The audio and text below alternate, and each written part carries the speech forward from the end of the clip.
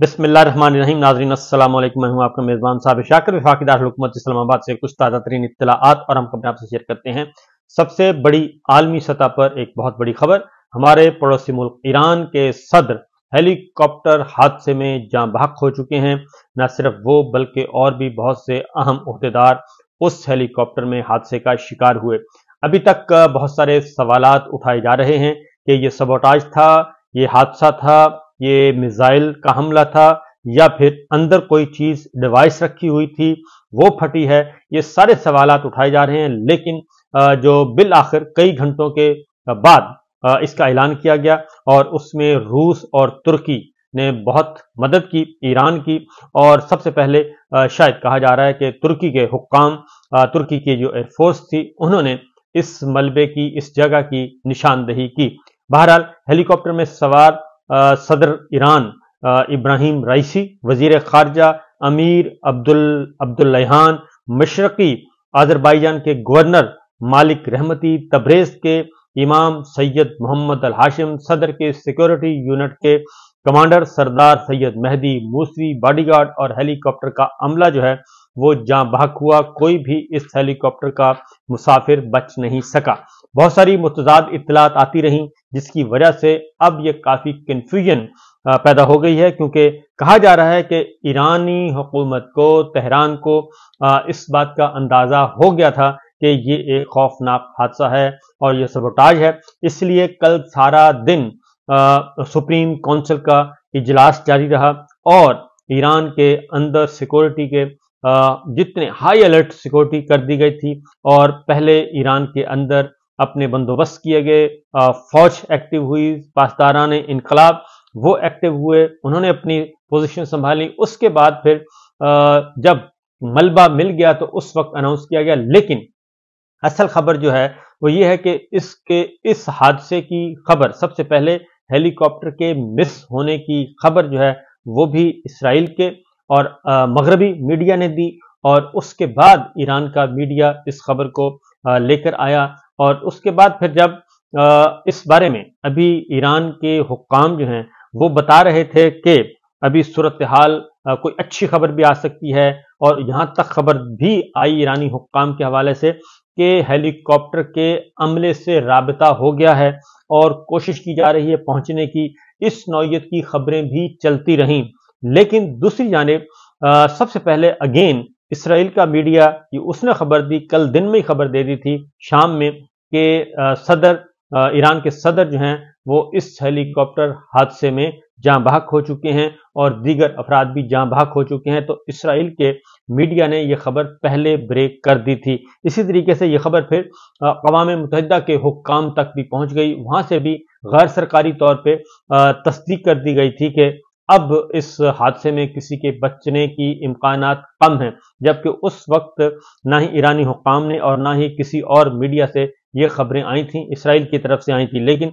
Israel की तरफ से फिर ये एक स्टेटमेंट भी आया कि इस मामले में उनका कोई रोल नहीं है जब ये हेलीकॉप्टर मिस हुआ। अब जरा बहुत सारे सवालात इस बारे में उठ रहे हैं और उठते रहेंगे, क्योंकि उसकी वजह यह है कि ये एक गैर मामूली हादसा है और जाहिर है ईरान के प्रेसिडेंट ऑफ ईरान जो हैं और हेड ऑफ द स्टेट वो गए हैं, वजीर खारजा गए हैं, अजरबैजान के एक गवर्नर चले गए हैं सूबे के, और दीगर हुक्काम चले गए, इस हादसे का शिकार हो गए। और अजरबैजान और ईरान के सदर जो हैं उन्होंने मुश्तरका न्यूज़ कॉन्फ्रेंस भी की और उसमें बहुत सारी ऐसी गुफ्तगू भी हुई कि जिसमें कहा गया कि शायद ये कुछ अनासर को ये मेल मिलाप जो है वो पसंद ना हो। डैम का इफ्तिताह किया तो ये बहुत ही वीवीआईपी मूवमेंट थी, वीवीआईपी कॉन्वॉय था और वीवीआईपी सिक्योरिटी थी। बाकी दो हेलीकॉप्टर जो हैं वो तो खैर आफियत से पहुंच गए और सिर्फ उस हेलीकॉप्टर को हादसा हुआ जिसमें ईरान के सदर, ईरान के वजीर खारजा, अजरबैजान के गवर्नर मौजूद थे। तो अज खुद ये बहुत सारे सवालात उठा रहा है। ये बिल्कुल उसी तरह का एक हादसा है जैसे हमारे एयर चीफ मुशर्रफ अली मीर साहब जो हैं वो शहीद हो गए थे, उनके हेलीकॉप्टर को हादसा हुआ था। और फिर हमारे बहुत बड़ा जो वाकया है वो है 17 अगस्त 1988 का, जिसमें हमारे उस वक्त के चीफ मार्शल एडमिनिस्ट्रेटर, सदर ज़ियाउल हक साहब, आर्मी चीफ जो सब कुछ थे वो, और उनके साथ DGISI अख्तर अब्दुर्रहमान और बहुत सारे हमारे फौजी हुक्काम और अमरीकी सफीर उसमें मौजूद थे। वो सब के सब C-130 का हादसा हुआ था, वो सबोटाज में वो सब के सब जहां भाग हो गए थे।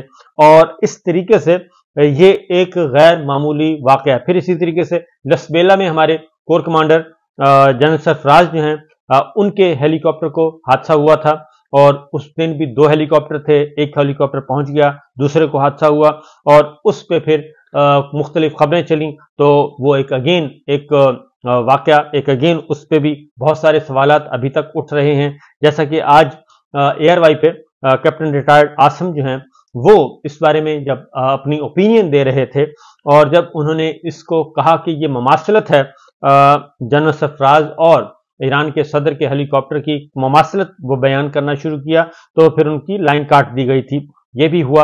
और ईरान के general captain retired Asim Nawaz उन्होंने ही ये कहा, एक्सपर्ट्स ओपिनियन दी कि उन्होंने कहा कि ये बहुत ही अहम और बहुत ही सिक्योर महफूज तरीन ये हेलीकॉप्टर समझा जाता है, और ये कहीं भी कम से कम जगह पे भी ये उतर सकता है। और इसलिए इसके 2 इंजन होते हैं, एक इंजन काम छोड़ दे दूसरा, और दूसरा भी छोड़ दे तो भी इसमें इतनी कैपेसिटी है कि ये इसको न्यूट्रल कर दिया जाए तो ये उतर सकता है। तो उसने बहुत सारे उसमें सवालात उठाए गए, और इस सिलसिले में ये बहुत सारी चीज़ें जो आई हैं। फिर इसमें पासदारान इनकलाब समेत मुख्तलिफ ममालिक की टीमें हादसे के मुकाम पर मौजूद रहीं। तुर्किया और रूस के रेस्क्यू माहिरीन भी इस ऑपरेशन में बढ़ चढ़ कर उन्होंने हिस्सा लिया, और उन्होंने भी इस सिलसिले में अपनी ताउन फराहम किया। और सबसे पहले तुर्की के ड्रोन ने हेलीकॉप्टर के मुकाम को ढूंढा। सबसे पहले तुर्किया के ड्रोन ने हेलीकॉप्टर के मुकाम को ढूंढा, और उन्होंने ये खबर ब्रेक की। और जबकि शदीद धुंध और इंतहाई खराब मौसम था, तो तुर्किया के पास काफ़ी इस सिलसिले में जदीद तरीन जो है इक्विपमेंट्स मौजूद थे, और उसकी वजह से ये मदद ली गई, क्योंकि ईरान को कामयाबी हासिल नहीं हो रही थी। अब जो है जी लेटेस्ट सिचुएशन ये है कि पाकिस्तान ने इस पे कौमी परचम सरनिगू किया है, और इस पे इजहार अफसोस किया है। वज़ीर आज़म इमरान खान साबिक जो हैं उन्होंने भी इस पे इजहार अफसोस किया, क्योंकि उनकी भी मुलाकात ईरान के मरहूम सदर से हो चुकी थी, और ईरान के सदर अभी हालिया पाकिस्तान का उन्होंने दौरा किया था, और वो पाकिस्तान के अवाम से मुखातिब होना चाहते थे, लेकिन उसको उन्हें इस बात की इजाज़त नहीं दी गई थी। इस पे उन्होंने गिला भी किया था। तो अभी हाल ही में वो होके गए हैं पाकिस्तान में। आखिरी दौरा आई थिंक गैर मुल्की अगर कोई दौरा था तो वो पाकिस्तान का ही था, ईरान के सदर का। इस तरीके से अब जो इंतजामात किए गए हैं मुतबादल ईरान की तरफ से, ईरान के सुप्रीम लीडर ने मोहम्मद मुख्बर को नया सरबराह मुकर्रर कर दिया है। और जो ईरान के सदर हैं जी, उसके बारे में बता दूं कि जो मरहूम हो गए, जाँ बहक हो गए, वो काफ़ी इम्पोर्टेंट आदमी थे, काफ़ी इम्पोर्टेंट, उनके अहम तरीन रहनुमाओं में तस्वर किया जाता है, और जो की लीडर्स समझा जाता है उनमें से एक थे।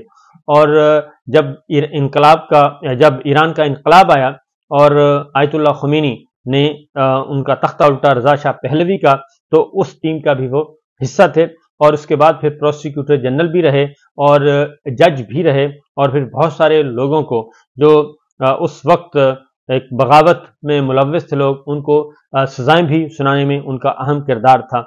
और प्रोसिक्यूटर जनरल से जाहिर है प्रोसिक्यूटर जनरल रहे हैं, तो उसके बाद फिर आप तस्वर कर सकते हैं कि उनका क्या रोल था। तो इस तरीके से ये जो अब जो नए सदर का आर्जी तौर पे कर दिया गया है, सुप्रीम लीडर अली खामनाई ने मोहम्मद मुख्बर को हुकूमत का नया सरबराह मुकर्रर कर दिया है। और ईरानी सदर के जाँ बहक होने के बाद मोहम्मद मुख्बर जो हैं वो होंगे, और ईरानी सदर वजीर खारजा भी इसमें जाँ बहक हो चुके हैं, और उनकी जगह भी वजीर खारजा का भी तकर्रुर किया गया है। लेकिन सुप्रीम लीडर ने नायब सदर मोहम्मद मुख्बर को ईरानी हुकूमत का आर्जी सरबराह मुकर्रर किया है। मोहम्मद मुख्बर 50 रोज के अंदर नए इंतखाबात करवाने के पाबंद होंगे, और ईरानी आइन के मुताबिक अब नायब सदर मोहम्मद मुख्बर सदारती जिम्मेदारियां संभालेंगे। ईरान के आइन के आर्टिकल 131 के मुताबिक اگر کوئی صدر اپنے دور اقتدار کے دوران نااہل قرار دے دیا جاتا ہے یا پھر انتقال کر جاتا ہے تو سپریم لیڈر کی جانب سے تمام تر صورتحال کی تصدیق ہونے کے بعد نائب صدر اقتدار سنبھال لیتا ہے۔ بعد ازاں نائب صدر پارلیمنٹ کے اسپیکر اور عدلیہ کے سربراہ پر مشتمل ایک کونسل کو 50 دنوں کے اندر نئے صدر کا انتخاب کروانا ہوتا ہے۔ تو 68 ایئرز اولڈ محمد مخبر ابراہیم رئیسی کی طرح سپریم لیڈر علی خامنائی کے قریب ترین ساتھی سمجھے جاتے ہیں، اور 1955 میں پیدا ہونے والے محمد مخبر ایرانی مصالحت کونسل کے رکن بھی ہیں۔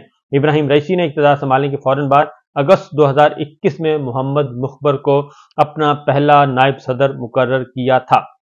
محمد مخبر ایرانی حکام کی اس ٹیم کا بھی حصہ تھے جس نے اکتوبر 2023 میں ماسکو کا دورہ کیا تھا اور روس کی فوج کو میزائل اور مزید ڈرون فراہم کرنے پر رضامندی ظاہر کی تھی۔ اس ٹیم میں ایران کے پاسداران انقلاب کے 2 سینئر اہلکار اور سپریم نیشنل سیکورٹی کونسل کے ایک اہلکار بھی شامل تھے۔ اس سے پہلے محمد مخبر سپریم لیڈر سے وابستہ سرمایہ کاری فنڈ سیتاد کے سربراہ رہ چکے ہیں، اور اس کے علاوہ وہ سینا بینک کے بورڈ چیئرمین اور صوبہ خوزستان کے ڈپٹی گورنر بھی رہے ہیں۔ 2013 میں امریکی محکمہ خزانہ نے سیتاد اور اس کے زیر انتظام 37 کمپنیوں کو پابندی کی فہرست میں شامل کیا تھا۔ اس طریقے سے آپ سمجھ سکتے ہیں کہ ان کا بھی امریکی حکام سے کافی پیار ہے۔ نائب ایرانی صدر کے پاس 2 ڈاکٹریٹ ڈگریاں ہیں، جن میں بین الاقوامی حقوق میں ڈاکٹریٹ کا تعلیمی مقالہ بھی شامل ہے، اور انہوں نے مینجمنٹ میں ڈاکٹریٹ کی ڈگری بھی حاصل کی ہے۔ اسی طریقے سے علی باقری کنی ایران کے نئے عبوری وزیر خارجہ مقرر کیے گئے ہیں اور ان کو بھی جو غیر ملکی ذرائع ابلاغ کے حوالے سے ایرانی حکومت کے توسط سے جو خبریں دی جا رہی ہیں اس میں انہوں نے کہا ہے کہ یہ ایک اہم ترین عہدہ ہوتا ہے، ظاہر ہے وزارت خارجہ کا بھی عہدہ خالی نہیں چھوڑا جا سکتا، اور سپریم لیڈر علی خامنائی نے ہی یہ تقرر کیا ہے، اور ایرانی وزیر خارجہ کے طور پہ نئے وزیر خارجہ عبوری وزیر خارجہ مقرر کیے گئے ہیں۔ علی باقر کنی ان کا نام ہے اور اس طریقے سے اب یہ ذمہ داریاں سنبھالیں گے جب تک کہ مستقلاً انتخابات کے بعد ایک مستقل حکومت نہیں آ جاتی۔ تو یہ ہیں اب تک کی اطلاعات اور یہ ہیں اب تک کی صورتحال۔ چونکہ مشرق وسطیٰ میں ایک ٹسل چل رہی ہے اسرائیل اور ایران کے درمیان، اور براہ راست ایک دوسرے پہ حملے بھی کیے گئے، اس لیے اس ہیلی کاپٹر کے حادثے کو غیر معمولی حادثہ تصور کیا جا رہا ہے، اور ابھی تک اس کے بارے میں یہ کہنا درست نہیں ہوگا کہ یہ بالکل ایک سمپل کریش ہے یا سمپل واقعہ ہے، کیونکہ تحقیقات ہوں گی تو سامنے آئے گا معاملہ، کیونکہ کیپٹن ریٹائرڈ عاصم نواز جو ہیں وہ بتا رہے تھے جو چیزیں، اس کے اکارڈنگلی وہ کہہ رہے تھے کہ جس طریقے سے اس کی ٹیل ایک ملی ہے، باقی باڈی جو ہے وہ بہت برے طریقے سے ڈیمیج ہوئی ہے، اور اسی طریقے سے انہوں نے ایک اور مثال بھی دی کہ انہوں نے لسبیلا ہیلی کاپٹر کی مثال دی، تو انہوں نے کہا کہ یہ فضا میں اگر یہ لینڈ کرتا، ہارڈ لینڈنگ ہوتی تو پھر اس کا ملبہ چند گز کے اندر ہی ہونا چاہیے تھا،